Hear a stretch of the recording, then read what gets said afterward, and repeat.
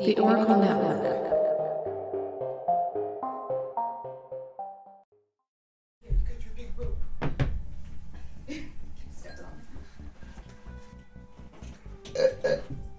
Ooh, the acoustics. Oh, you didn't think I could hit record fast enough to catch you burping? You did not! God damn it! Stop!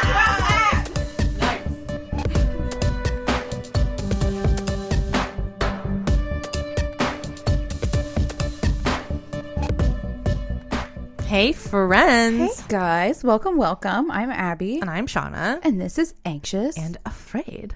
We're a podcast and we talk about things, you know. Horrible things. Horrible things. That's what we're here for. Horrible things. Yeah, that's definitely going to happen later. Mm-hmm. Get ready for that. Yeah. Yep, and sometimes we curse about it. We do. Sometimes we make a joke. We try to be funny because it's so terrible. Yep. So sorry if that offends you. You know what you're here for. Yeah. You know what the... You signed up You know for what it. the tea is. You push subscribe. We've been here for a while. Yeah. But if you are here, welcome. Welcome. And we love you. And also, please do hit subscribe. And also, please write a review. Still review us, please. Mm-hmm. Good or bad? Mostly good. Do good. So we don't have much to talk about, really. not that I want to talk about on a podcast necessarily, but we have been complaining about bras lately. yeah, I mean, all you girls out there, maybe some of you fellas, I don't hate. Bras are hard. There seems to be no way to find the perfect bra. Yeah, you got little titties, you got big titties, you got problems. Yeah, we have different chests to deal with. Yep. And it's all the problems, all the same problems. Mm-hmm. Well, you have more back problems. I'm a little bit more free in that sense. Yeah, I wish I had little boobs. Everyone wants what they can't have, or Right. don't have, I should say. Right. But yeah, we were just talking about MeUndies is not a sponsor. I wish they were. But we love them hardcore. We love MeUndies so much. If you guys haven't tried them. I'm literally wearing their underwear and socks right now. Me too. You were wondering. Yep. So if you needed a suggestion for new underwear, They're so comfortable. It's ridiculous. that's our suggestion. We also watched Soul this week at the beginning of the week. Did a little Galentine's Day thing. It was cute. Yeah, we had Monday off, so we got together with some girls. Watched Soul. It was so nice. The Pixar movie. I really loved nice. it. Oh my gosh, so pretty. Another really pretty Pixar movie. It was beautiful. I was like, oh, what's my spark? Oh, I so want to be a cute. blue blob in a cotton candy lamp. It just I know. looks so magical. If that's what the afterlife is I am pretty. here for it. Or like in space, like I always said, I hope heaven is like I'm floating in the galaxy, colors everywhere, and I'm just floating with all the stars. That's what I hope heaven's like. Like that Robin Williams movie. Is it what is it? Requiem? What? Something for a dream? Oh, Requiem for a Dream? That's a very weird movie. It is a really Isn't weird that Jared movie. Leto? Is it? Oh. It has Robin Williams. It does? It's dark Robin Williams. I've never watched it. Oh, I didn't watch all of it because it got really weird. And anyway, I thought you were going to do the other Robin Williams movie.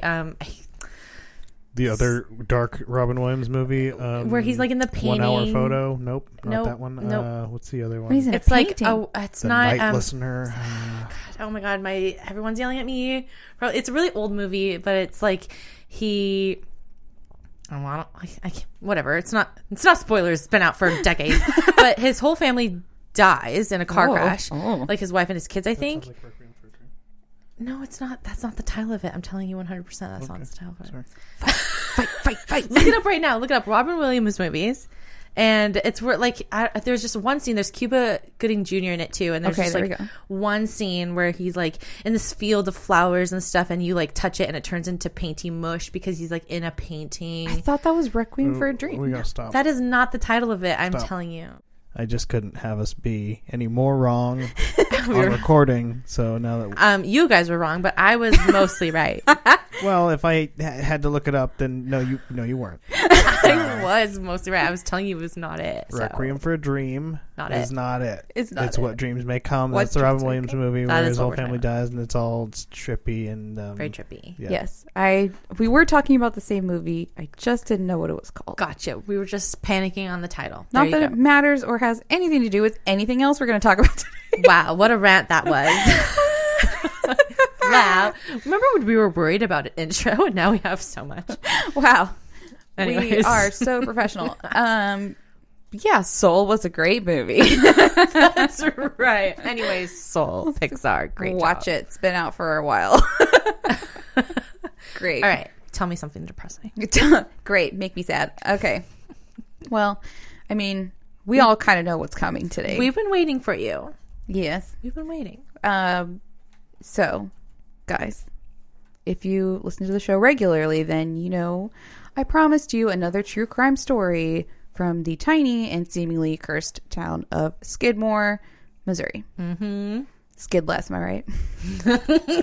You think you're so funny. I wanted to say that in the last episode and I forgot to. I had to Nice. had to get in there further right in the beginning. So the last episode I did was on the vigilante murder of Kenneth McElroy, which was kind of the precursor to many more crimes that would come out of Skidmore. That's right. Okay. So today we are going to talk about a more recent murder in that small town Okay. that actually contains some of the same people who were present for the McElroy murder. Okay. That's wild, right? Yeah. It's like a cinematic universe in Yeah. a sad way. So I'll just say right at the top that this is going to be one of those cases that really just makes you feel a lot of emotions, mostly bad ones. Roller coaster ride. Yeah. In terms of trigger warnings, this story will contain brutal violence, child abuse, child molestation, rape, and assault. So just let you know that up front. We're going to talk about some really awful things, some of which will be particularly... Sorry, why is our table shaking? Oh, I that was know. me. That's why I was giving Michael a look, and I was like, stop it, It's Michael. a dog also. No, it wasn't. dog. You're tired? He was like this. mean, Yes. my And arms I'm are like, on the what tail, the fuck are you doing? Dog's chewing on I'm the one that moves, and you're the one who's just shaking the table on purpose. What's wrong was with it you? affecting the audio? Was it? My entire screen is wiggling in front of my face. It was affecting everything. This will record Shame. itself if I just walk away and I don't have to be here. Wow. Okay. Continue. diva. He's pulling a diva move right Michael, we love you. You're important. Please sit still. now. And stop what you're doing. Okay. Anyway. Okay. So, like I said, we're going to talk about terrible things. And Shauna, you will probably be particularly disturbed based on my knowledge of your phobias. Oh no. Oh. Yeah. I don't like that warning. Yeah, this is for you, No. girlfriend. No. There's so many phobias. Where can it go? Okay. It could go so many ways. Okay. In terms of a Ralph rating or a Barf short rating, Love these. Okay. at the peak of the awful, I would give it a 5. Okay. So it's worse than my food guy. 5 out of 5, but not the whole time. Just like in a very concentrated bit. Okay. Yeah, so it's not going to be... That's how usually it works, right? Yeah, it won't be like profusely vomiting the whole time. Just like real quick. Cool. Okay. Just a quick, cute one. Yeah, and then you'll be done. So yeah, that's your warning. Gonna be brutal. It's gonna be sad. And I'm sorry. Blame Sewell. Sewell's fault. It's all his It's fault. all his fault. It's not our fault. It's his fault. It's his fault. So today we will be covering the murder of Bobbie Jo Stinnett. Okay. Nothing. I don't know nothing. Okay, here we go. All right. So among many of the sources I used for this case, a book I read by Dianne Fanning called Baby Be Mine was one of the main ones, and it's really great. Not super long. Would recommend. There's a lot more detail in it, and they also in that book she goes into other crimes that happened in Skidmore. Mm-hmm. So if you want like all of the horrible, it's in that book. Man, that city. There's so many other ones that are just like, should I just do an entire series on this town? Like, I could stay here for a while. There's a lot. And they're all heinous in their own special way. So, variety. Okay. So, let's start at the beginning of Bobbie Jo's story with the marriage of her soon-to-be parents, Buck and Becky Potter. Isn't that cute? Buck and Becky. Yeah. Buck Potter and Betty Harper met in their teens growing up in the small town of Skidmore, Missouri, and were soon married in 1978. Apparently, Buck wasn't into the whole, like, providing for his family thing. Oh, no. Yeah, so Becky had to get a job to support them both. Okay. right off the bat.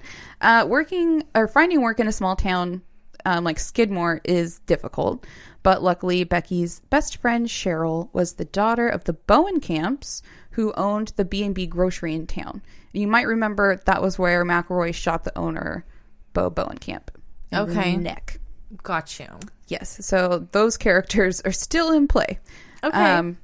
So Becky starts working there with her BFF, Cheryl, in 1980. McElroy actually dies in 1981. So the timelines are like... Wow, like right there. Yeah, right on top of each other. Wow, okay. It's insane.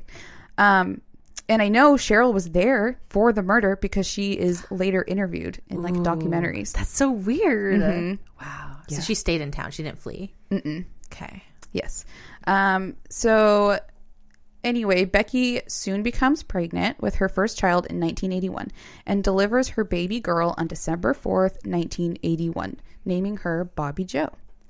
Bobbie Jo didn't have the easiest start to her childhood due to the fact that she was born with a cleft palate and also suffered from severe ear infections, which impaired her hearing. Oh, bummer. I know, that's so sad for a baby. Yeah. You poor thing. Sucks. She had corrective surgery for her cleft palate when she was 2 years old and also had tubes placed in her ears. Poor little thing. But even with the procedures, she still experienced a slight speech impediment, which caused her to speak slowly as a child, and it kind of made her more shy. Mm-hmm. Her father, Buck, left his family and moved to Texas when Bobbie Jo was still very young. Yeah, Becky eventually ended up leaving Skidmore to follow him there, but Buck hadn't exactly improved in her absence. You could say he passed the buck on parenting. So full shit. So the couple ultimately divorced in 1985, and Becky took Bobbie Jo and moved back to Skidmore. Becky would eventually remarry, and Bobbie Jo would get a half-brother named Tyler when she was in her early teens. Bobbie Jo was described by her friends as sweet but shy in her younger years due to the other kids being cruel about her speech. But by the time high school came around, Bobbie Jo blossomed and she came out of her shell. Nice. Yes. She seemed like one of those girls who was just like good at everything, but you don't hate her because she's super nice. Aw. You know, just talented. Yeah. Lots of friends. She was an honor student. She worked on the school paper, joined the 4-H club, became a cheerleader. I mean, she could do everything. Yeah. And she was really good at barrel riding and working with horses. And just animals in general. She was a big animal lover and loved being around them. So Bobbie Jo would meet her future husband as a kid, growing up in Skidmore. I imagine the pickings are slim in a small town. Wee bit. Zeb Stinnett. Zeb. Not okay. Was Bobbie Jo's neighbor, and they grew up together and attended the same schools where they eventually turned their friendship into a romance during high school. The pair fell deeply in teenage love and became inseparable. Zeb graduated first and immediately started working at the Kawasaki plant. I was like, oh, I'm going to fuck that up. Kawasaki plant, which was located in the nearby town of Maryville. Bobbie graduated in 2000 and quickly started working at an animal feed and supply store not far from the Kawasaki plant. She loved her job there and was the dream employee. She took the time to learn about all the products they sold and had a special interest in taking care of the small animals the store sold, such as bunnies, fish, precious birds, guinea pigs. Cute. She eventually began expressing a desire to start her own dog breeding business. So Bobbie Jo had a deep love for rat terriers, which doesn't sound like they would be cute. Yeah, it does sound cute. But they actually are pretty cute. I looked them up. I was like, oh no, those are pretty cute. But they're like little tiny. They're a little teeny tiny dog. Oh, is that why there's rat? Well, they're probably like ratters. Like they probably were bred for killing rats. I don't know anything about dogs. I don't know much. So she decided to take the plunge and begin running Happy Haven Farms out of her home. She had a rat terrier named Tipsy, who she adored. And Tipsy had her first litter of puppies in January of 2002. I want to be in a pile of puppies. Right? That's all I want. So Bobbie Jo was very active on the rat terrier breeder message boards online and in the dog breeding community. She quickly became known as a valuable resource for other breeders who had questions about rat terriers, specifically the genetics aspect of breeding. Bobbie Jo was known for being an expert at picking really good breeding pairs. Okay. Even at a young age, she became like really respected. She was also extremely picky about who could purchase her puppies, and the buyers had to go through an extensive application process, which could take they would plan the litters like 2 years in advance sometimes. Oh, wow. Before you get a dog. That's wow. Mm-hmm. Dang. She ain't messing around. And you could tell that she always had the dog's like best interest at heart. So yeah, some people are in it for the money. It's just so gross. Yeah, when you talk about like dog breeding things, I'm just like, oh no, they're so bad. They don't have a good rep anymore. Like rescue, but I know there are people who do it like right, properly and but ethically. Like now, when you hear dog breeding, you immediately think like, oh, puppy farm. Yeah, which is so sad. Okay. So over the next few litters, Bobbie Jo would keep 2 more puppies, and a male named Twister and a female named Belle. In 2003, Zeb and Bobbie Jo got hitched at the Skidmore Christian Church, and that same year, Bobbie Jo quit her job at the feed store to work a higher paying position at the Kawasaki plant her husband worked at. Okay, now they're working together. Right. Sounds like my parents. Yep. She stashed away all the money she made from Happy Haven Farms so that they could save up for their first home. Okay. In the meantime, the newly married couple rented a small home on Elm Street, which is a creepy street name. Foreshadowing. Oh, no. There. Bobbie Jo soon became a regular in the dog show circuits, where she not only showed her dogs, but was also a licensed inspector and judge for the National Kennel Club.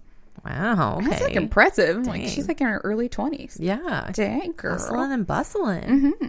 She loved going to the shows to be with other animal lovers and to meet some of her fellow breeders that she had met online.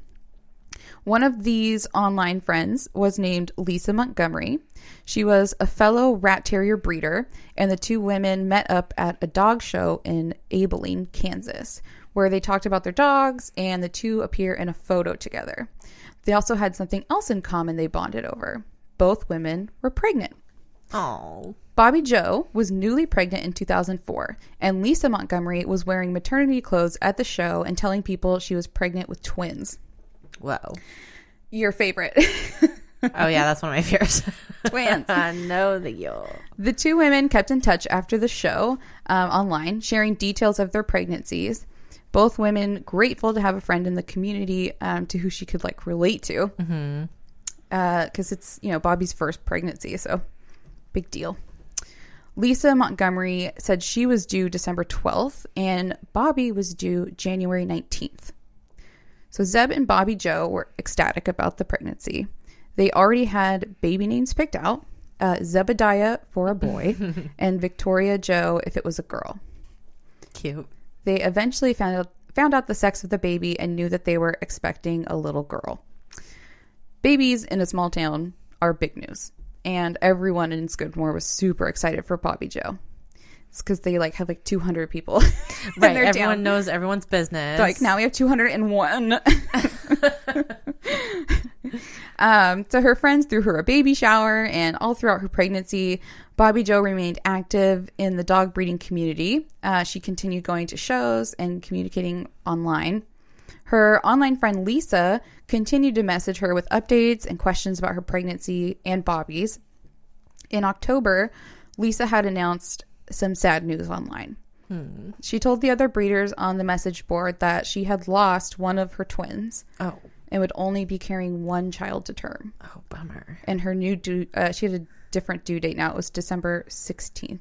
But just like, how horrifying would that be? Yeah, that's just awful thing to think about and go through. And like, does it have to then stay inside until the other one's done cooking? I have so many questions. I don't know. Oh no, Not qualified. Okay. So, Bobbie Jo felt really bad for Lisa, and she comforted her online, but not everyone felt super warmly towards Lisa.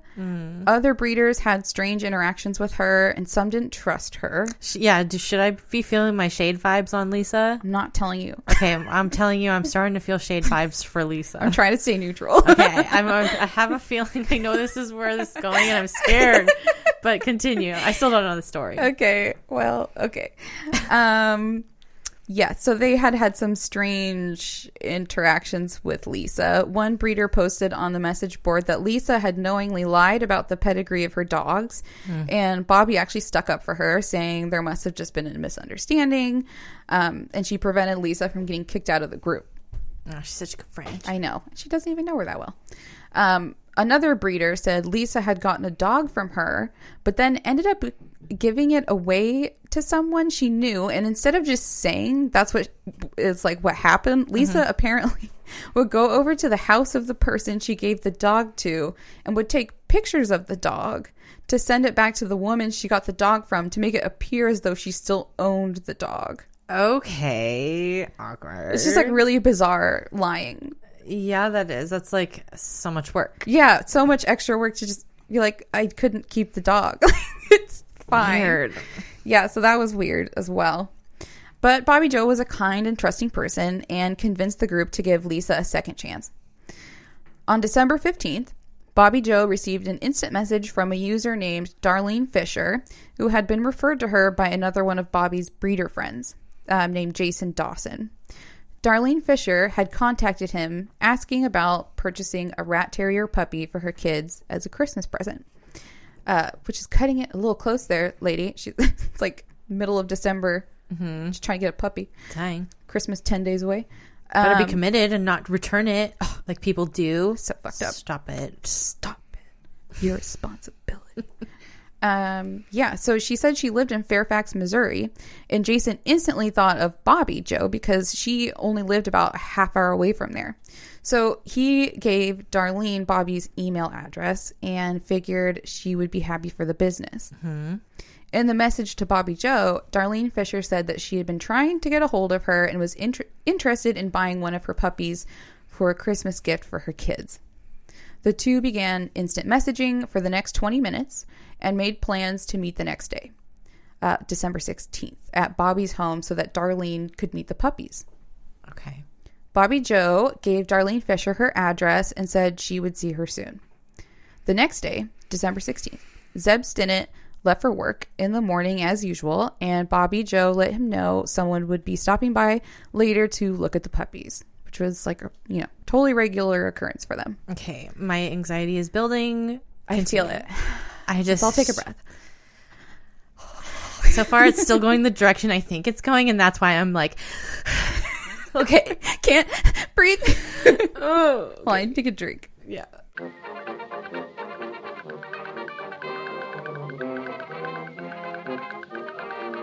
Okay, so by now, Bobbie Jo was extremely pregnant. She's about 8 months along. Okay. And she was on maternity leave from her job at the Kawasaki plant. So she would be home all day. She was still extremely close with her mother, Becky, and spoke with her on the phone later that day around 2:30.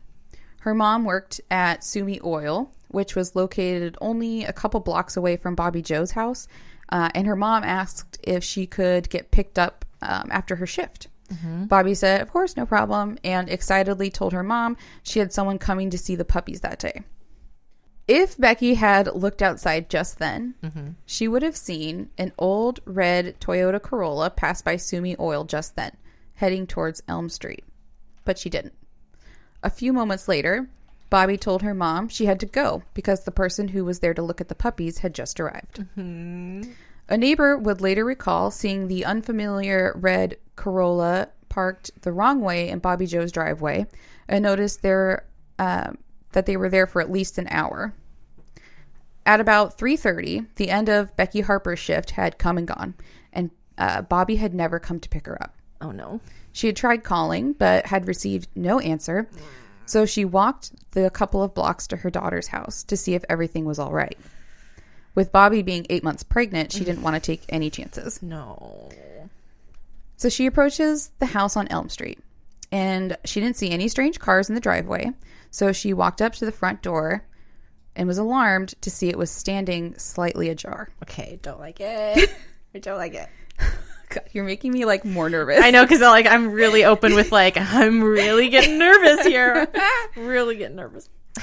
Oh, okay.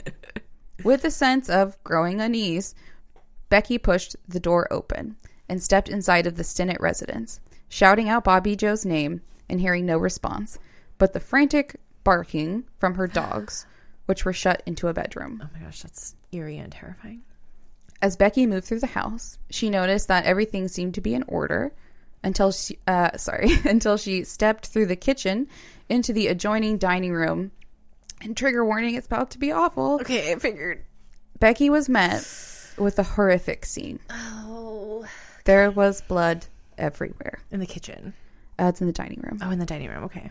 Smears and streaks all across the oak floors, with thick clots of blood dispersed amongst the chaos. For some reason, that disturbed me so bad. The word clot. Don't say it. Sorry. Lying in the middle of all of it was Bobbie Jo. She was covered in blood as well. Even the soles of her feet were bloody. Her mother, God, it's her mother. I know. Stared uncomprehendingly at her daughter's body. She would later tell the 911 operator that she thought Bobbie Jo's intestines had exploded. Okay. Need a second? Exploded, she thought. So she saw... Okay. Her stomach, still distended from being 8 months pregnant, was cut and splayed open, revealing her internal organs. No, they fucking took the baby. But perhaps the most disturbing detail was the distinct absence of her baby. It was the baby, okay. I don't like how this kind of happens often, more than you think, right? Because there's a few stories that I know. There also in the book Baby Be Mine, there's like a whole chapter devoted to a bunch of terrible fetal abduction stories. Terrifying. I don't... Oh, okay. Yeah. Okay. Ballsy. Here we go. Ballsy for you to do this. Oh, nightmares. Oh my gosh. Becky managed to call 911 somehow, hysterically. Yeah. And the dispatcher talked her through CPR, which she performed dutifully on the unresponsive Bobbie Jo. So intense. Until Sheriff Espy arrived to take over. Oh my God. He continued to work on her for another 5 minutes until the paramedics arrived and also attempted to revive her, but it was much too late. Bobbie Jo would be transported to the St. Francis Hospital in Maryville, where the 23-year-old woman was pronounced dead. 23. No. She's so young. Oh my God, that's so sad. God, it's the worst time to fucking die. I teared up reading this book. It was so awful. Oh, so awful. And it's just so much more worse because there's another life involved. And it's her mom who found her. In such a horrific state. And being cut up is terrifying enough, but no drugs and an attack, and it's just you're really putting me through it. I know, I'm sorry. You can tell physically Sean I'm was, upset. My hands on my forehead. I can't handle it. Yeah. Okay. Ligature marks found on Bobbie Jo's neck led to the coroner's conclusion that Bobbie Jo had been attacked from behind and strangled to death. The paramedics noted that before they removed Bobbie Jo from her home, they noted that her umbilical cord had been cut. One of the EMTs said, quote, "This lady has been murdered because someone came to get that child out of her body." Oh, it's terrible. Isn't that just the most horrible thing you've ever heard? Yep. Okay. God, and her poor husband. Oh, can you... it affects so many people. Oh my God. The worst scenario ever. Okay. So Sheriff Espy immediately closed off the scene and began investigating after also calling in the Missouri Highway Patrol and the FBI. Espy noted that the bloody scene showed obvious signs of a struggle, although the front door showed no signs of a forced entry. Because Bobbie Jo had blood on the soles of her feet that indicated that she had got back up on her feet during the attack to fight back, as much as an 8-month-old pregnant woman can fight back. Right. Can you imagine her last, seconds of going through that? No. And you're pregnant and you just realize, oh my God. Okay. I still can't get over it. It's still continue to be terrible.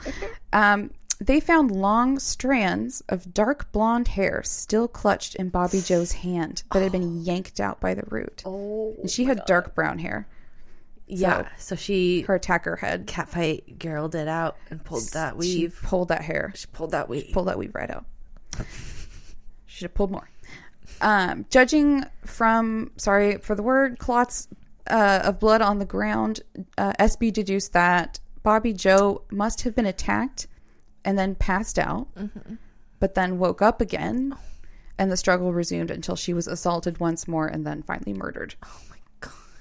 So her death was horrific and drawn out. Wow. Absolutely heinous.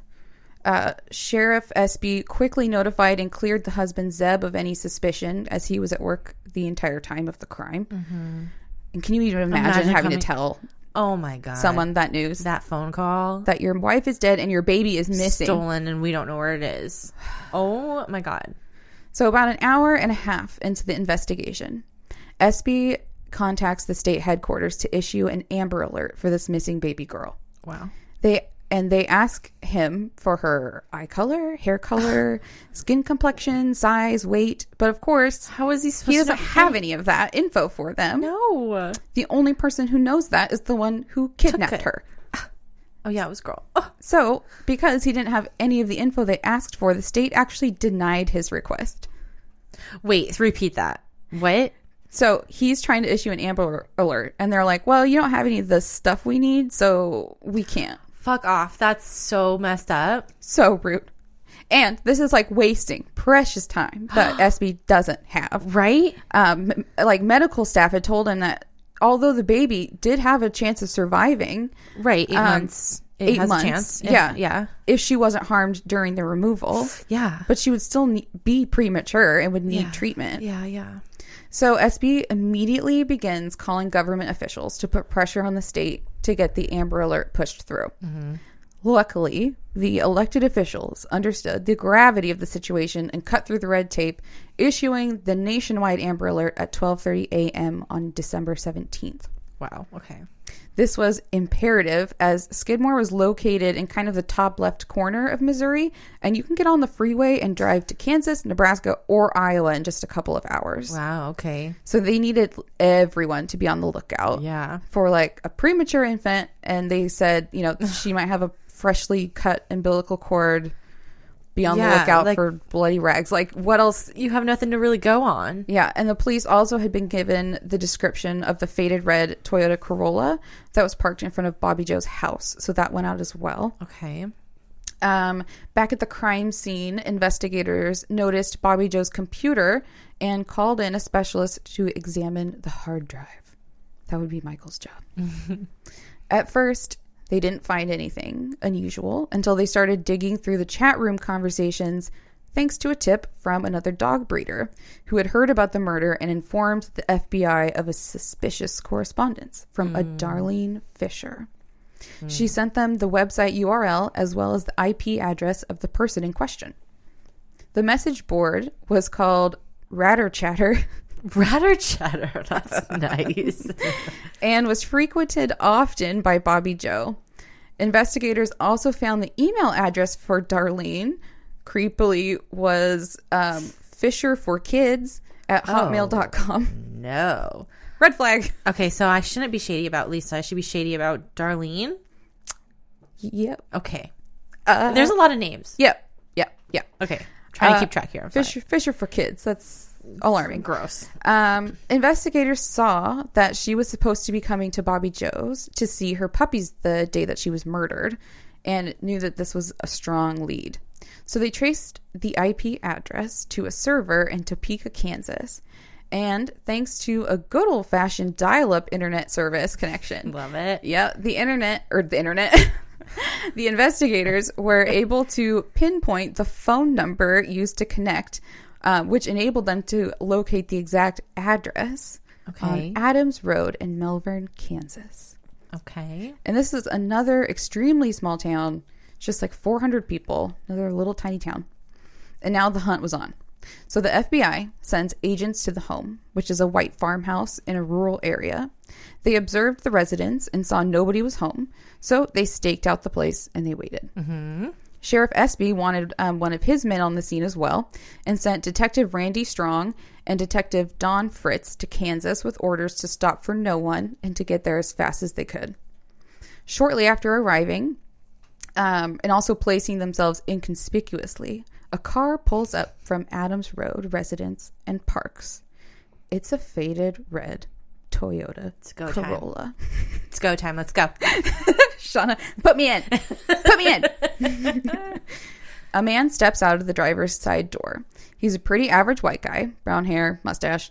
He comes around to the passenger side door and opens it up for a woman with dirty blonde hair. Ooh. Who steps out of the car looking haggard and clutching a bundle to her chest. That's it. Get him. Tackle him. The pair was completely oblivious to any police presence and went inside their home. Okay. Law enforcement waited a moment before following them and knocking on the front door. Okay. The man answered the door and introduced himself as Kevin Montgomery and seemed utterly shocked at the law enforcement parade coming through his door. He welcomed them in, and as Detective Randy Strong entered the home, he initially noticed the house was poorly lit and very cluttered. As he turned to the left, he saw a woman sitting on the couch, holding a tiny baby in her arms, with the TV behind her displaying the Amber Alert they had issued less than 24 hours ago. Whoa, How creepy is that? Whoa, what that a part gave me chills. scene. Yeah, what a scene. That's crazy. Strong asked her, "Is that your new baby?" And she said, "Yes. Do you want to see it?" Oh my God. And she held the baby out to Strong, who took the infant and noticed fresh cuts on the woman's fingers and hands. Oh my God. When they asked her name, Darlene Fisher was not the name she gave. They were looking You're pulling a twist on me. at Lisa Montgomery. You're pulling a twist on me. I pulled a twist on you. Girl, I can't keep these names straight. Oh, I twisted you. You're like, we're shady on Lisa. I was right in the first. You're like, should I be shady on Darlene? I want to be like, they're the same person. Oh, I get it now. No wonder I was so fucking confused. Yes. Lisa Montgomery is the real person. Fucking She was shady Lisa. Lisa, man. She was pretending to be Darlene Fisher, which means she made up the email Fisher for Kids. She's so stupid. She's so stupid. Creepy. And like, why is she so confident to hand the baby over? I'm so confused on her state of mind. I mean, yeah, She just fucking killed a fucking person and took a baby. yeah, you're going to feel a lot of things about her. Oh my gosh. Okay. Okay. So, yes, she hands the baby over and it says she is Lisa Montgomery.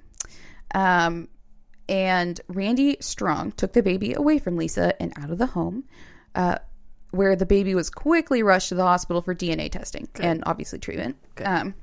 Before letting her go, he saw on the baby that she had one little tiny cut right above her eye. But other than that, she looked incredibly healthy. Like, she looked just fine. So lucky. Insane.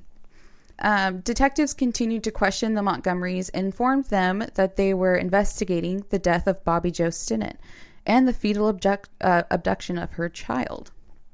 Kevin never stopped looking dumbfounded and had absolutely no idea what was going on. As far as he knew, his wife Lisa had given birth to that baby at a birthing center, which he had not been present for, but he had picked her up afterwards, and that was their baby. Like, what the fuck? Okay, don't ask questions. It's fucking weird. Lisa at first stuck to that same story. She said she had been shopping in Topeka, Kansas when her water broke, and she had driven to a women's birthing center in Topeka to deliver her baby the day before. After the delivery, she called Kevin and had him come pick her up. Why wouldn't she call him before? Why wouldn't you want the quote unquote father to be there? All kinds of questions. So many things. As the questioning continued, one of the officers stepped outside to call the birthing center in question, and were told no births had taken place on December 16th. Mm-hmm. When faced with this information, Lisa's face dropped and her body slumped. She then confessed to strangling Bobbie Jo and cutting the fetus from her womb. And now I think we could all use a break. Yeah, I really could. Thank you.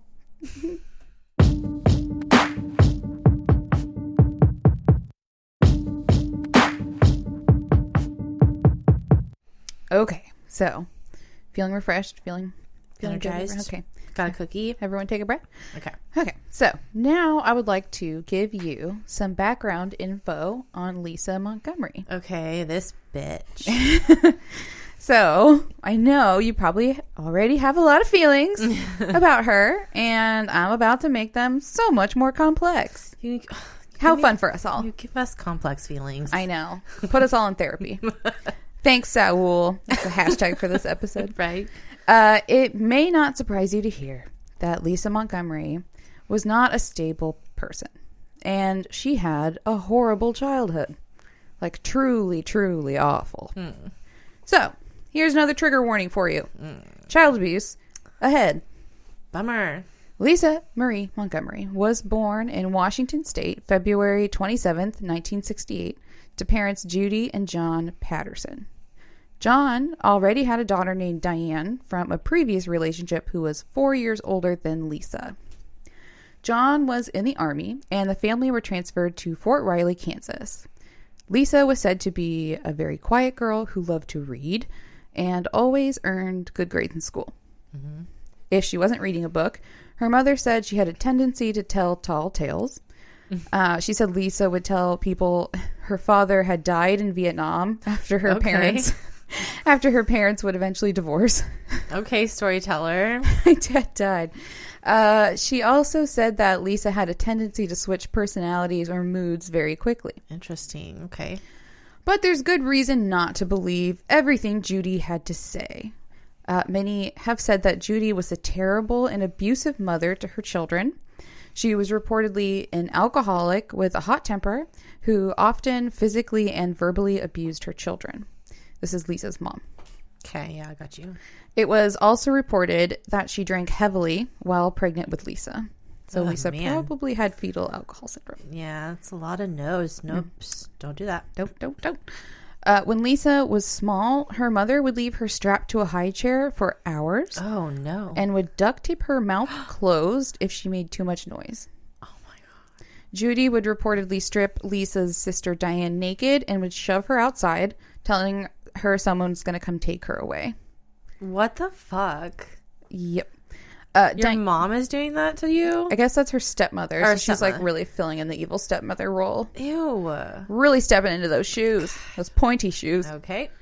Dianne would later say in interviews that their father, also an abusive drinker, would be gone for long periods of time, and Judy would have strange men over who began molesting and raping Dianne when she was only 8 years old, while 4-year-old Lisa lay beside her. Oh my God. Dirty, gross. Awful, awful, awful, awful. Judy and John eventually separated and divorced, and it was at this time that Child Protective Services came and removed Dianne from the home, and she luckily was sent to a loving foster home, giving her a real shot at life. But for some fucking reason, Lisa is left behind with her mess of a mother. Why take one and not the other? Like, what? Yeah. Makes no sense. Mm-hmm. Judy began seeing a single father with 5 kids named Jack Kleiner and decided to move in with him in Oklahoma. Judy was a bit of a serial monogamist as well as a mess. She's a hot mess. Yeah. Jack Kleiner was also an abusive alcoholic. Surprise, surprise. Judy soon had another child with Jack in 1974 and then another one the following year. The pair were married that year in 1975 and then had another child in 1978. Wow. Okay. Just popping them out. Okay. And they certainly did not have a big, happy family. Jack was violent and sexually inappropriate with his children. He would strip them naked before he beat them. Why? The extra humiliation. Ugh, so gross. It wasn't long before Jack began molesting and raping Lisa, threatening to move on to her little sister if she said anything. Oh my God. When Lisa was in her early teens, Jack moved the family to a trailer at the end of a dead end road. Okay. At the end of a dead end road in Sperry, Oklahoma. So the place is really isolated, and it soon became clear what his intentions were. He built a small room onto the side of the trailer over the water heater and told Lisa that that was her new bedroom now. She was now more isolated from her family than ever, and Jack cut a window into the room from a closet inside of the house so that he could watch her whenever he wanted. Sick fuck. Yeah, sorry, I don't have words because he doesn't deserve any. I don't even know what to say. Except for this So awful gross. detail. He deserves all the bad words. Yeah. Do you want to do a creative curse? I don't know. Okay, let's do it real fast. Let's make a little fun out of this. Base. I don't know. Camel toe jizzmonger? Oh no. All right, we'll just move along. Sure. Okay, so unfortunately, I have more sad things to say. So he reportedly raped her 1 to 2 times a week, and soon he began trafficking her to other men to get jobs such as plumbing and contracting done at their home. Oh, in exchange? Yeah. Fucking gross. Lisa would later confide that it was during these awful assaults that she would go away in her mind or disassociate to escape from the horror. Oh, gosh. Okay. Gross. Okay. So there are more awful details online if you want to go looking, but I'm not going to go into it. Appreciate it. Just say what happened to her was absolutely horrible. Man. The tendency to lose herself in a trance-like state would bleed into her everyday life. Teachers would comment on it at school, and others would say that she was emotionally distant and often spaced out. Mm-hmm. It was reported that Lisa even reached out to a cousin of hers who actually worked in law enforcement and told him what was happening, but her cousin never reported it and instead told her she should tell the authorities. Aren't you the authorities? Yeah. You're the fucking police officer. Yeah. You little stupid... There's so many details in this case where you're just like, God damn it! It's fucking your responsibility. It's your job. So many failings. Anger. It makes me so mad. Disgustingly, it also seems as though Judy was not exactly in the dark about what was going on with her daughter and Jack. Yeah. But those familiar with the family said Judy cared more about her own well-being than her daughter's. So cool. But apparently when Lisa was 15 years old, Judy actually walked in on Jack raping Lisa said that Jack threatened to kill her if she told anyone. He told her, quote, oh, God, I hate this so much. You can't rape the willing. I can't. I just can't. Just so much barf and anger. Oh my God. Is there such a thing as a fury barf? A fury barf? I want a fury barf everywhere. Yeah, like it makes you want to just scream. But also barf at the same time. Like projectile vomit. Yeah, all the mixtures. So mad. Okay. That guy I want to murder that man. He's the worst. He's the worst. Okay. So Judy would end up filing for divorce, and Jack would try and claim she made all of it up to win custody of the kids. Lisa was put into counseling briefly, probably just to make Judy look good. And the counselor said that Judy showed little to no empathy for her daughter and made her feel like the sexual abuse was her fault. Wow, okay. Appallingly, even after Judy's admission of Jack's assault on Lisa, he was never charged with any crime. Why? She admitted this in court. He's not charged. Why? Are you for real? She admitted it in court? Yes. And no one decided to charge him? During their divorce proceedings. Oh my God. Nothing happens to this guy. He just... What a failure. So many failings. Like, it's just... Step up, people. If you hear it, fucking do the right thing. Oh, it makes me so mad. Oh my God. Okay. So Judy divorced in 1984, and by 1986, she was married again to a man named Richard Bowman. Lisa was now 18 and was able to graduate high school. Richard's kids were all grown, and he had a 25-year-old son named Carl, who came home to live with them after serving in the military. And even though they were step-siblings, Lisa and Carl started dating. Okay. Lisa graduated high school and had plans to join the military so she could go to college, but then she found out that she was pregnant. Okay. So she and Carl got hitched in 1986, and I bet the seating was awkward at the wedding. Is everyone just in the same... No, I don't know. They probably didn't have a wedding, I would imagine. And much like her mother, she popped out 4 kids rapid fire in less than 4 years. Wow. Just popping them out. Wow. 3 daughters and a son. Desiree, Chelsea, Carl, and Kayla. It seemed as though she was trying to keep Carl by staying pregnant. That old routine. I see. But after the 4th kid, Lisa said that he and her husband and her mother pressured her into getting a tubal ligation procedure. So she got her tubes tied, basically. Okay. To ensure that she couldn't have any more kids. It was reported that Lisa was also not a good mother. She was a stay-at-home mom, but she had no interest in keeping up the house or caring for her children. She was, they say, self-absorbed, spacey, and always seemed really distracted, especially by whatever book she was reading. So she didn't really pay that much attention to her children. Okay. Apparently, on more than one occasion, she would put leftover cold casserole on the roach-infested floor at mealtimes for her kids to eat. Oh, no. That's not Yikes. good. Nope. Carl and Lisa's dysfunctional relationship came to a halt in 1993 when Carl filed for divorce and left Lisa and the kids for Arkansas. Lisa wasn't going to stand for this and packed up her kids and followed him there. After arriving, she told Carl she was pregnant with his 5th child. Oh my God. He thought the procedure must have failed, and he believed her. The pair began attending church and decided to give it another go, remarrying in 1994. Wow, all the way back to remarrying. Yeah. At some point, the 4th pregnancy vanished into thin air, and Lisa started telling people that she was now pregnant with twins. Why would you up the lie, making it harder? Double it. Because you have to get bigger. If you're not, I don't want one baby. I want 2 babies. Don't understand it. Which is it's kind of an indicator of her mental state, right? Like, oh, for sure.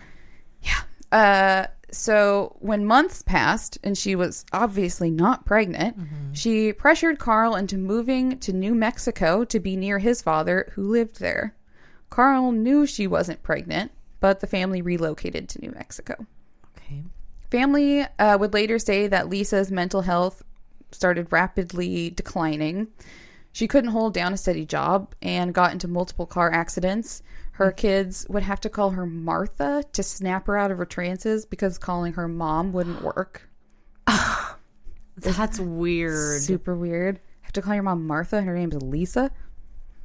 Oh, I didn't even put that together. Yeah. That's super weird. Yeah. Wait, why Martha? I don't know. Oh my goodness, so many things. I know, they didn't explain it. They just said they'd have to call her Martha. Weird. I don't know. Because, yeah, if mom wouldn't... Maybe she heard mom so much it didn't affect her anymore. She didn't like being a mom. Yeah, I don't know. Oh my God. By 1998, Lisa's second marriage to Carl ended, and the two were divorced, and somehow Lisa was granted physical custody of the children. Cool. Yeah, don't know how that happened. She moved to Kansas to live with her mother, who was now on husband number 4. Just 1 year later, in 1999, Lisa would meet poor Kevin Montgomery and rock the foundation of his simple life. Kevin Montgomery came from a good family and a stable home, something poor Lisa was very unfamiliar with. The pair met working together and immediately hit it off and began dating. Kevin had been previously married and had 3 kids of his own and wasn't in any hurry to settle down so quickly again. But then Lisa hit him with the old "I'm pregnant" line. So convenient. Except this time, he didn't ask her to marry him. He gave her money for an abortion instead. Oh, snap. Lisa, who obviously was not pregnant, just pocketed the money. Right, okay. But then, Kevin surprised his family when he and Lisa married in March of 2000. Oh, wow. Yeah, recent. We're alive. We're living. Okay. I know. Isn't this weird? It's weird. It's weird that we're alive during this. The pair together now had 7 kids. Oh my God. And they decided to rent a white farmhouse on South Adams Road in Melbourne, Kansas. Oh, what a dream, a white farmhouse. Mm-hmm. That's the same place we talked about earlier, where they all the sheriffs showed up. Oh, okay. Same house. Lisa spent her days doing farm work and posting about her kids online. She seemed to be one of those chronic overposters who like talk about nothing but their kids. You know the kind? Yeah. She also claimed many more pregnancies, which always seemed to end in miscarriage. In one instance, she told everyone she had donated her baby's body to science. What a weird lie. Right?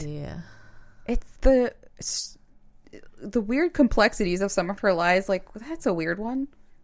Yeah, because I don't really see that anyone really being okay with that unless like something wrong happened to it. Well, I think she's saying like she had a miscarriage and then she donated the baby's body to science. I was like, here, I'm just pregnant. So like, just take it for science. It's fine. It's fine. Just take it for science. Everything's fine. Okay. No, yeah, I think she said she had a miscarriage. Okay. So she obviously had left out the little detail that she couldn't actually get pregnant to poor oblivious Kevin. All right. By 2002, Lisa was looking for a new hobby and decided to start breeding rat terriers. And by 2003, she was all up in those rat terrier breeder message boards. And she had 3 rat terriers at home. So she's in it. Although I don't know how she found the time because she also held down several jobs at this time. She worked at Wendy's, a Greyhound bus stop, which that sounds terrible, and a general store. Okay. So damn. A woman who used to work with Lisa and considered her a friend commented on one of Lisa's pregnancies, saying how she seemed to genuinely have morning sickness and swollen feet. Okay. Yeah. So Lisa's sister Patty commented on how Lisa held Patty's hand up to her like distended stomach to feel the non-existent like baby, and was surprised to find her stomach was like really firm. Okay. Yeah. Because you'd expect that in a pregnancy. Right. Yeah. And Kevin also said he actually felt the baby kick. Oh, weird. Yeah. I'm so confused. Okay. But even though Lisa's family knew she was lying, Kevin and his family believed everything she told them. Even after Lisa's family confronted Kevin and his family on more than one occasion to tell them Lisa had her tubes tied and was lying to them. But they still sided with Lisa. Oh my God. Okay. Which is kind of nuts because even their minister had doubts and told Lisa she looked much too small to be so far along in her pregnancy. Wow. And she just told him, I always have small babies. Oh, I'm just I so just cute have the and small. Yeah, I just have the smallest of babies. They're basically like an almond when they come out. An almond. Judy even tried to have Lisa committed, but she was told she wasn't a harm to herself and others, so there was nothing they could do. Crazy. In that year, in 2004, it was that year in 2004 that Lisa would meet Bobbie Jo for the first time at a dog show. Bobbie Jo was pregnant, and Lisa was wearing maternity clothes, telling everyone she was pregnant with twins. By October, she had, quote unquote, lost one of the twins and was telling everyone she was due December 16th. And this time, she needed that baby. See, Lisa's ex-husband, Carl, was fighting her for the custody of their 4 kids, and he was planning on using her fake pregnancies against her, arguing that she did not have the right mental state to be caring for kids, obviously. I know, if you're pretending to be pregnant, that's so red wrong. flag. So Lisa's desperation to prove she wasn't faking the pregnancy was growing, and now she knew a pregnant woman who didn't live that far away from her and who had a due date close enough to make it work. Wow. By November, Lisa had ordered an at-home birth kit and was watching videos on how to perform a cesarean section online. No, that's not what you watch YouTube for. Right? Oh, no. She also visited MapQuest. Remember MapQuest? Yes, I remember it. You'd print it out. Remember printing things Oh, out? yeah. I printed it out and almost died trying to look at the directions while driving. Terrible idea.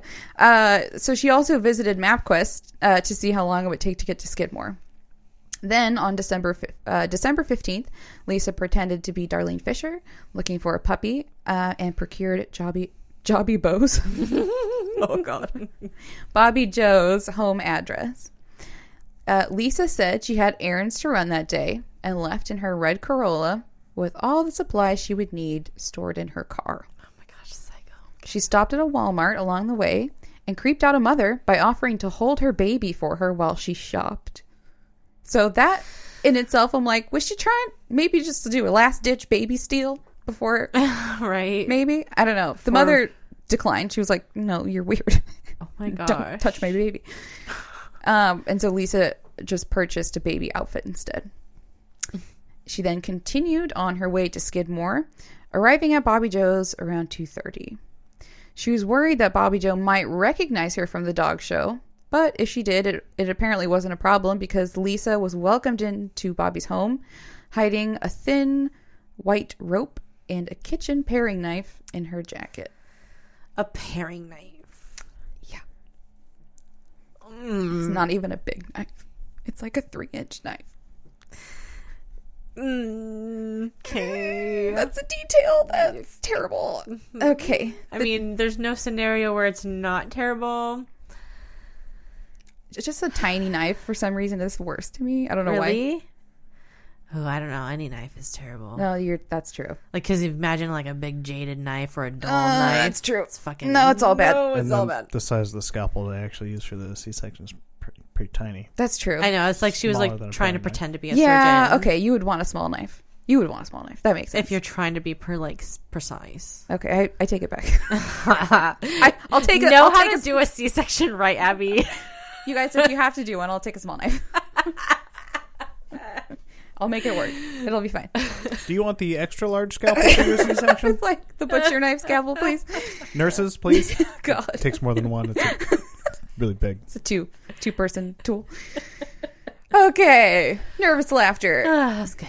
Okay. Are you ready for terrible round number 2? Oh, keep going. Let's just keep We're gonna going. get into it. All right.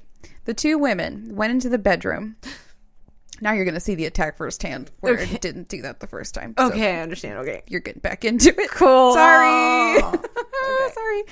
So the 2 women went into the bedroom to see the dogs, and they chat for a bit. At some point, Bobbie had turned her back to Lisa, and she took the opportunity to grab the rope from her pocket and wrap it around Bobbie Jo's throat from behind, Nightmare. pulling it as tight as she could. Nightmare. Bobbie Jo must have kicked and fought back, but she eventually succumbed and fell unconscious to the floor. Lisa then quickly took out the 3-inch paring knife, lifted the shirt, and began to cut into Bobbie Jo's belly. Okay, so she was unconscious at first. She's unconscious. Oh my God. Okay. So Bobbie Jo was still alive, and the cutting woke her back up. And I'm so sorry. I'm so sorry for this next bit. Oh God. Okay, let's rip it off like a Band-Aid. So she wakes back up in utter agony and once again tries to fight for her life. Oh, God. She knocks Lisa off of her and lunges for the knife, but Lisa kept a hold of it. However, the ensuing struggle would leave Lisa's hands covered in small incriminating cuts. Mm-hmm. Now remember that Bobbie Jo is fighting for her life while also being cut open. Yeah. So now there's just blood just gushing everywhere. And this is where you see the large clots come out. Okay. Which you'd see later in the crime scene. And she's also standing, judging from the blood on the bottom of her feet. Right. Sadly, Lisa is still able to get the rope back around Bobbie Jo's neck. And even though Bobbie reaches around and pulls out a hunk of Lisa's hair, Yeah. this time Lisa strangles her to death. That poor girl. Girl, god damn it. So horrific. I can't even imagine. Oh my Lord. It's an utter nightmare. So, The truest of nightmares. so bad.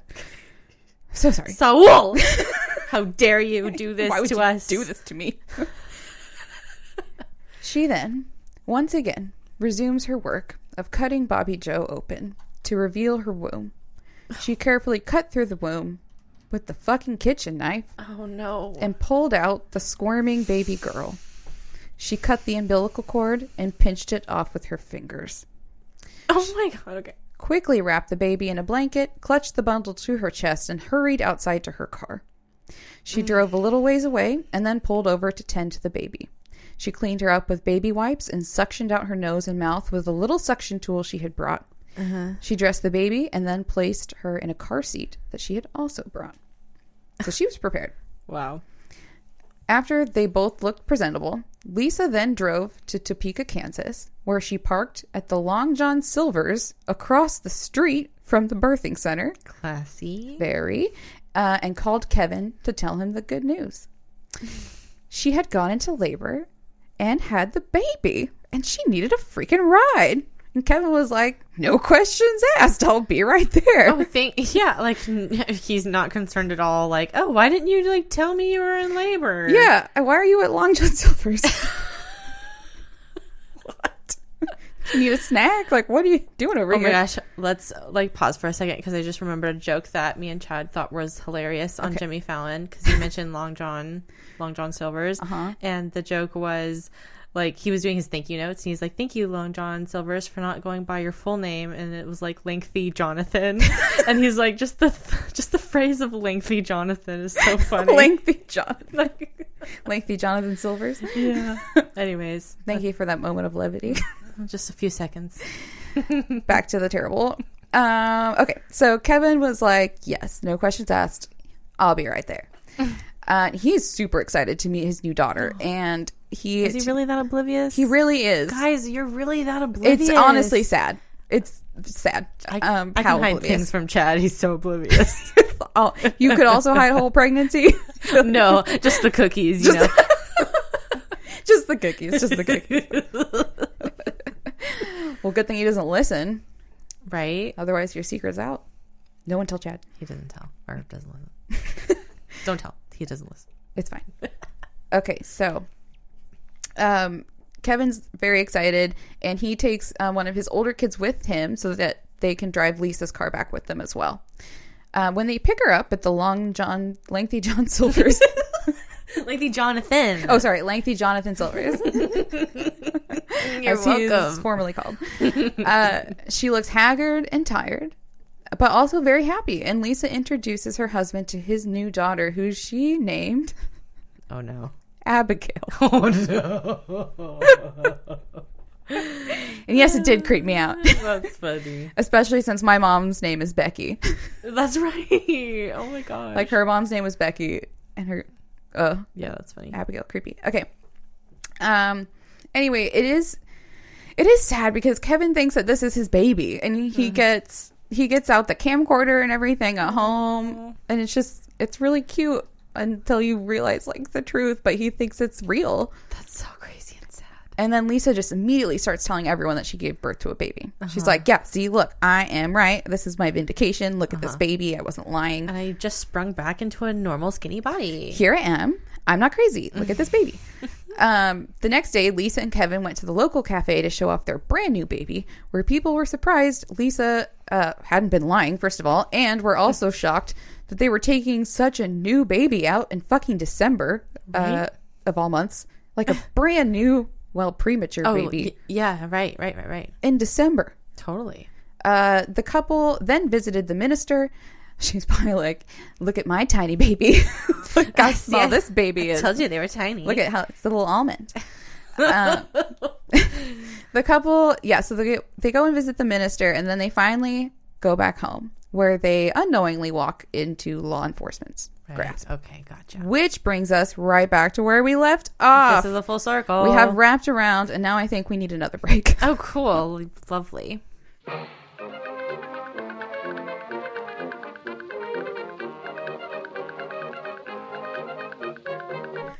Okay, we're back. Here we go.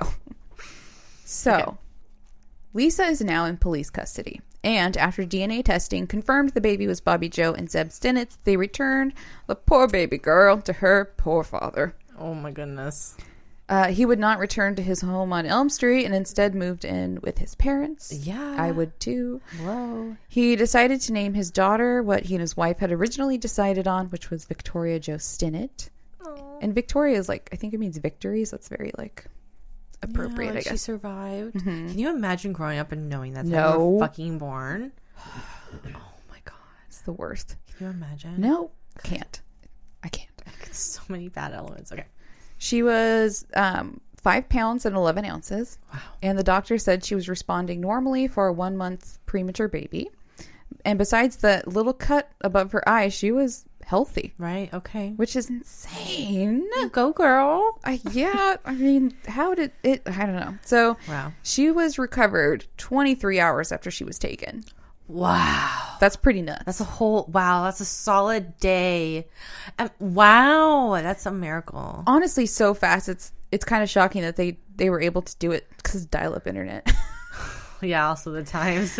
But yeah, I That's mean, crazy. but also good detective work. I think that everyone worked together really fast to get this taken that's care of good. because they were like, "What the fuck? Like this Yeah. is the worst thing ever." Yeah. But yeah, poor Zeb. I just can't even.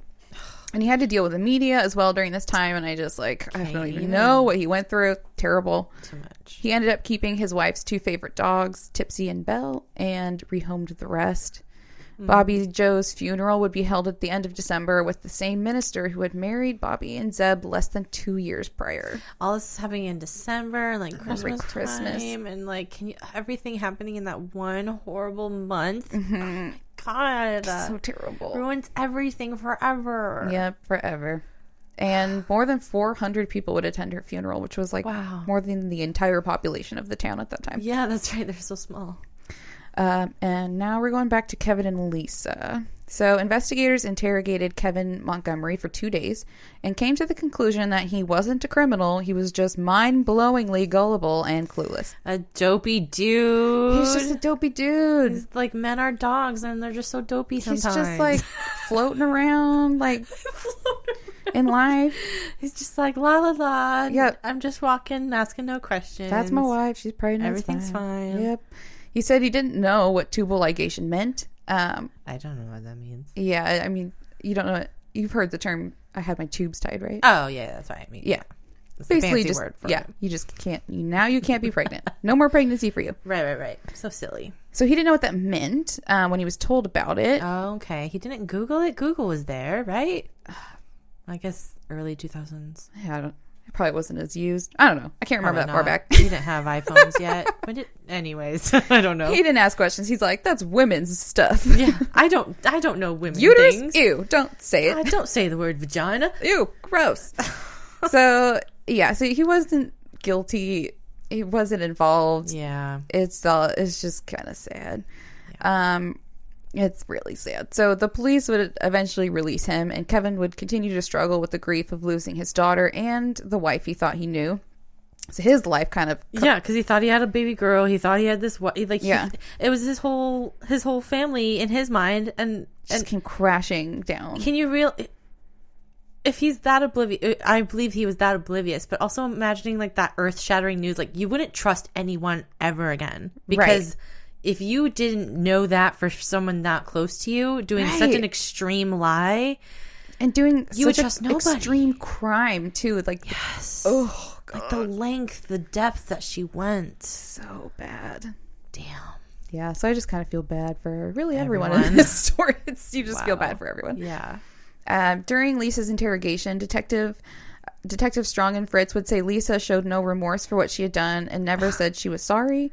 When Detective Fritz looked at her hands, he saw she still had Bobbie Jo's blood under her fingernails. Gross. After searching Lisa's car, they would find lots of damning evidence, including a black ski mask, which I don't think she used, surgical gloves, dirty towels, and a bottle of surgical prep solution. After her confession, Lisa was charged with the crime of kidnapping resulting in death. And because she crossed state lines in the act of committing her crime, this was now a federal case, and the punishment Lisa faced was life in prison or the death penalty. Okay. Lisa wasn't coping well in custody. She was put on suicide watch in an isolated cell, and her mental health continued to deteriorate. Her lawyers had a pretty tough battle ahead of them if they were going to save Lisa from the death penalty, and it looked like prosecution would be pursuing the death penalty. Mm-hmm. In October, the grand jury was convened in Kansas City, Missouri, to decide whether Lisa Montgomery was guilty of this crime. The defense argued that Lisa should not be held responsible for her crimes due to her mental state caused by an extremely traumatic past. So in other words, they were going for the insanity defense. Mm-hmm. They also argued that Lisa was suffering from pseudopsoriasis at the time of the crime, which I will explain in a moment. Okay. She underwent exams and psychiatric evaluations before trial. And according to Wikipedia, Dr. V.S. Ramachandran and MD William Logan gave expert testimony that Montgomery had pseudopsoriasis in addition to depression, borderline personality disorder, and post-traumatic stress disorder. Makes sense. Pseudopsoriasis is the medical term for false pregnancy. Mm. It is the belief that you are expecting a baby when you are not really carrying a child. People with pseudopsoriasis may have, or not necessarily all, but they can have symptoms of pregnancy, including breast tenderness with secretions, which is crazy, enlarged abdomen, the loss of their period, or actually feeling the movement of the non-existent baby in their womb. That is so crazy. I've heard of this, and it's just so crazy. It's almost like you're thinking so hard for it that your body actually does things that your brain is wanting so bad. It is so wild. That is wild. Just insane. Crazy. And it was known that Lisa did experience morning sickness, swollen feet, and weight gain during her fake pregnancy. Right. Her family and friends remarked on the times Lisa would put their hands on, she would put their hands on her belly to make them feel the baby move. Mm-hmm. The defense would also argue that Lisa was also in a dissociative state during the time of the murder and could therefore not be held responsible. Okay. The prosecution would argue that while they agreed Lisa had PTSD, depression, and borderline personality disorder, she did not meet the qualifications for pseudopsoriasis. They argued that Lisa had shown premeditation and an understanding that she was not actually pregnant before the murder by researching C-sections and home births online, as well as purchasing a birthing kit and posing as a different person online to get to Bobbie Jo. Wow, when you hear that perspective, I'm totally convinced. And I'm like, yeah, you're totally fucking right. It's just like you hear both sides and you're like, yeah, oh wait, damn it. Right. I was just like, yeah, it's crazy that you can just hear that opinion. I'm like, well, duh, of course. That's such a good argument. Yeah. God, okay. Complicated. She also knew that she had her tubes tied, and Lisa apparently never sought any prenatal care for her pregnancy, even though she had always sought prenatal care in the past for her real pregnancies. So fucking true. She also forged medical documents and carried around a faked sonogram picture to show people. Oh my God, the depth, the craziness. Okay. It's very deep. Wow. She also lied about giving birth at the birthing center and had her husband pick her up across the street. It just doesn't make any sense. Obviously trying to hide something there. She had changed the details of her story many times as well. I didn't say all the different versions of her story, but she even had one where like her brother killed the baby. Like there's, she did change a lot of details. The defense argued if she was actually suffering from pseudopsoriasis, her story about her pregnancy would have stayed the same because of the strength of the delusion. They argued that Lisa was desperate to prove her ex-husband wrong about her faked pregnancies and their upcoming custody battle for their children, and that was her motive for murdering Bobbie Jo. The trial was grueling and emotional. It was reported that several of the jurors broke down in tears after hearing testimony from Sheriff Espy describing the attack on Bobbie Jo. I can't even imagine being a fucking juror. You'd have to see the pictures. I also never want to be called into jury duty. Not for something like this. Oh, no, I can't. The jurors deliberated for about 4 hours before coming back with their decision. On October 22nd, 2007, they found Lisa Montgomery guilty on all charges. Mm-hmm. The next step would be determining if Lisa Montgomery would be sentenced to life in prison or if she would receive the death penalty. Right, okay.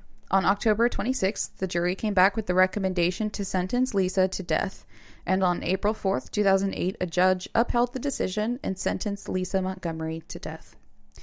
She was the only woman on the federal death row, and the woman had not been executed by the federal government since 1953. Oh, dang. According to the Huffington Post, only about 2% of inmates on death row are women. Nationwide, only 54 women have been executed since 1900. Whoa, less than 100. Wow. Okay, wow. After her conviction, Lisa would receive treatment and medication for her mental health and was said to have felt remorse for her actions after she was medicated. Okay, dang. I know, it's hard because they're like, well, once she was in a right state of mind, like more, a balanced person, then she realized the awfulness of what she had done. But then other people are like, well, she's just manipulating you. And it's just like, That's also true, but also it's okay to take meds, and meds are important, and mental health is also important to talk about and address, and meds are taking or taking meds is okay, and all these things. Mental health is very important. But yeah, I can also not trust her, so it's hard. tough. So Lisa's legal team filed appeals, hoping to have her sentence commuted to life in prison. They argued that Lisa admitted guilt and responsibility for her actions, but due to her traumatic past and mental health issues, death was too harsh a punishment for her. They argued after everything that she had gone through in her life, wasn't life in prison punishment enough. Lisa's estranged sister, Dianne Mattingly, continued to fight for her sister's life, saying, quote, "She's been let down over and over and over, again by people in authority, people who were supposed to be caretakers for her. Yeah, totally true. I am begging that somebody will finally stand up for her and say she's been punished enough." Damn. But unfortunately for Lisa, her appeals were denied, and her execution was set for December 8th, 2020. Oh, snap. Yeah. This shit is current. Girl. Yeah. This close. This shit's current. Oh, no. All the feelings. Wow. Holy shit. Okay. Yeah. Maybe if there had been a different administration at the time, Lisa's life would have been spared. But under Trump's administration, William Barr was gung-ho on federal executions. Yeah. Before his administration, there had been a 17-year dry spell on federal executions.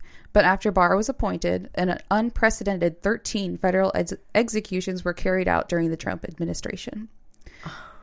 So, like I said, Lisa's execution was scheduled for December 8th, 2020.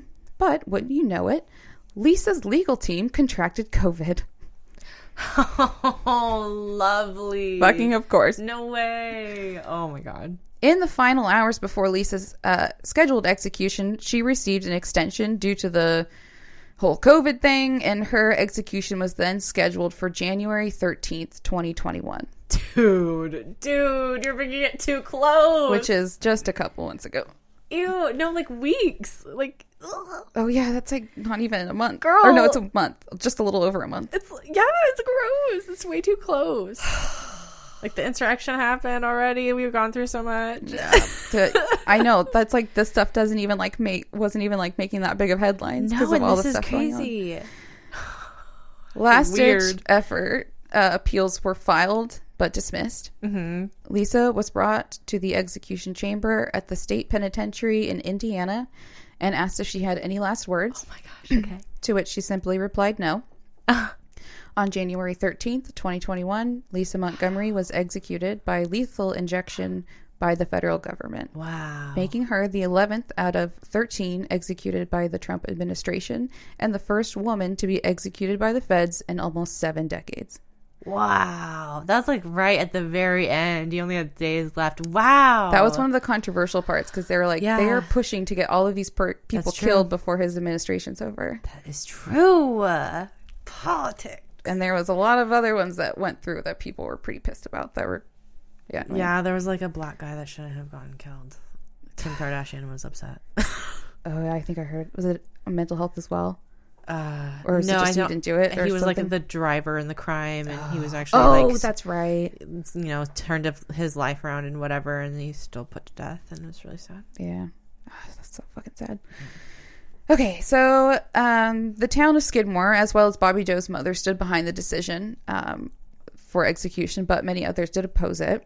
As for Victoria Jo, she turned 16 years old in December of 2020 and is being raised by her father. Her family has managed to shield her from the press, and there really isn't much info online about her, which is good. That's good, yeah. I mean, she deserves some fucking peace Yeah. and privacy. Oh, but then at some point she has to know, right? I mean, I'm sure she knows, but like Yeah. she hasn't given interviews or anything That's like that. good. She doesn't need to. Yeah, she's stayed out of it. And she has to live every day, every birthday, knowing that that's the anniversary of her mother's death. Oh no, I didn't even think about that. Oh no, that's so heartbreaking. No. So like, how can your birthday ever be happy when like yeah, how can you ever really truly celebrate? Oh, it's so sad. And that's all, folks. So we're all just sad now, and nobody wins, and I'm sad, and that's the end. Thanks, Howell. You ruined me. I'm ruined. We're all just crying, like I can't breathe. yeah. So Wow, what a story, and so fucking recent. That is chilling. it gives me like goosebumps to talk about it because Ew. it happens just so. That was fucking weeks recent. ago. It's February, everyone, right now for people listening at a different time. Oh my god. It's February 2021. Yeah, like mid to late. Oh my gosh.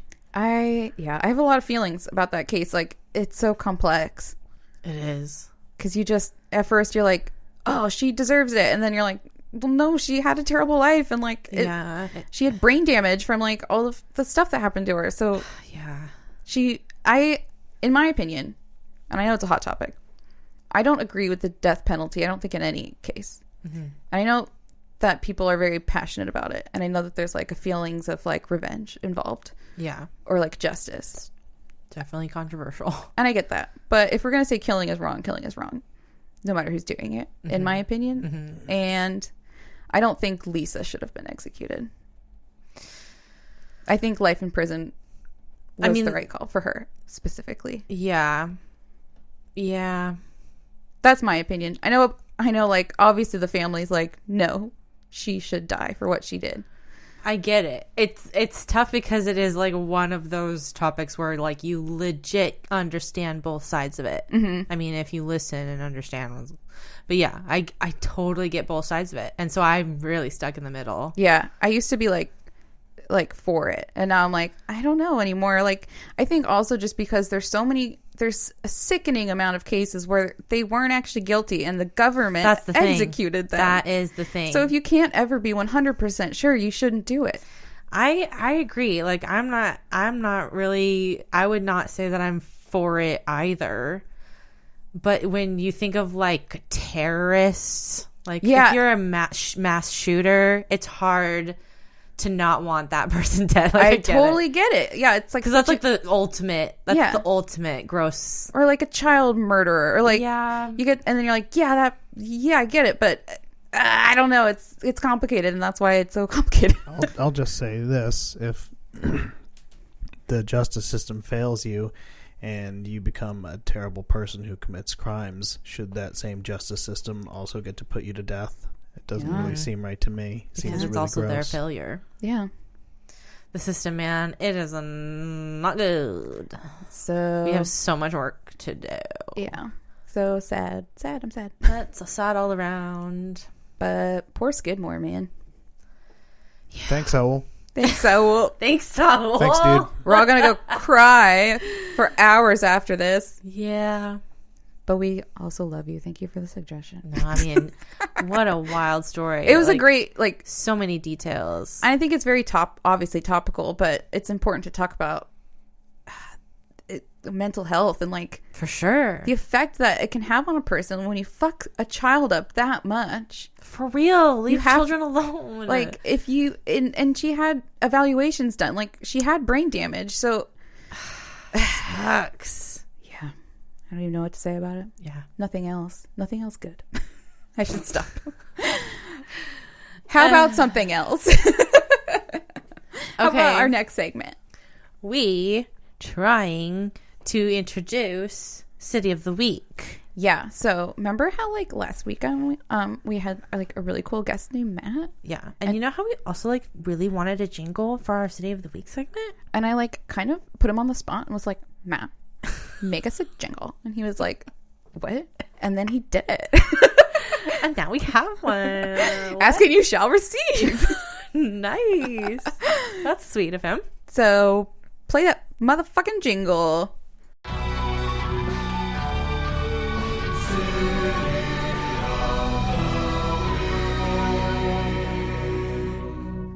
So good.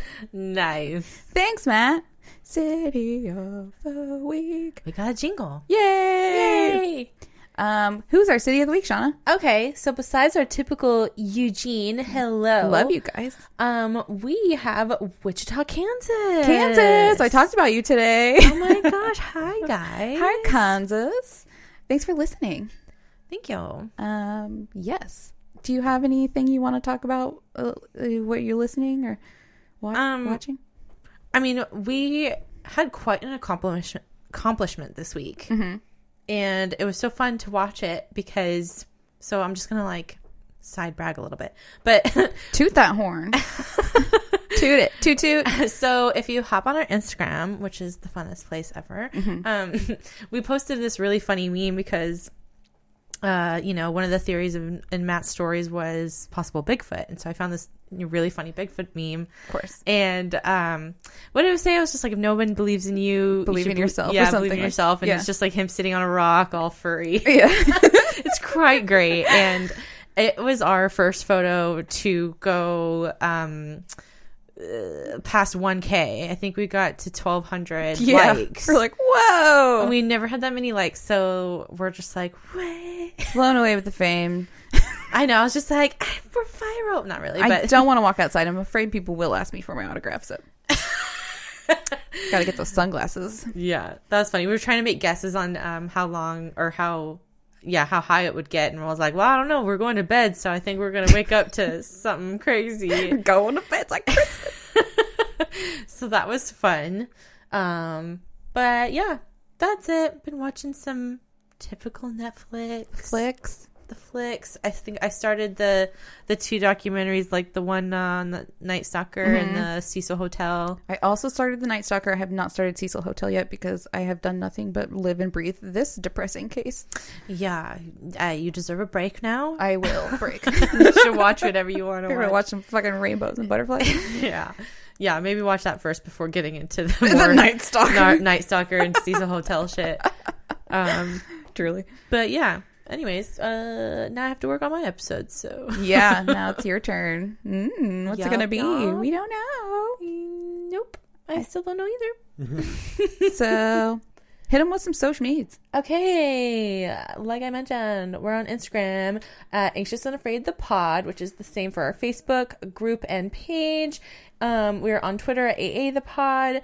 You can find our Patreon on our website, our show notes. Our website is anxiousandafraidthepod@gmail.com. And that was email, not website. Our website is anxiousandafraid.com. You can see our merch link on there and all of the things. Like I said, follow us and all of the things. All of that. You know what to do. Listen with your ears. And did you say them all? Yeah, rate, subscribe, do whatever. I'm done. Okay. I'm over it. Okay. Good happen. Good night.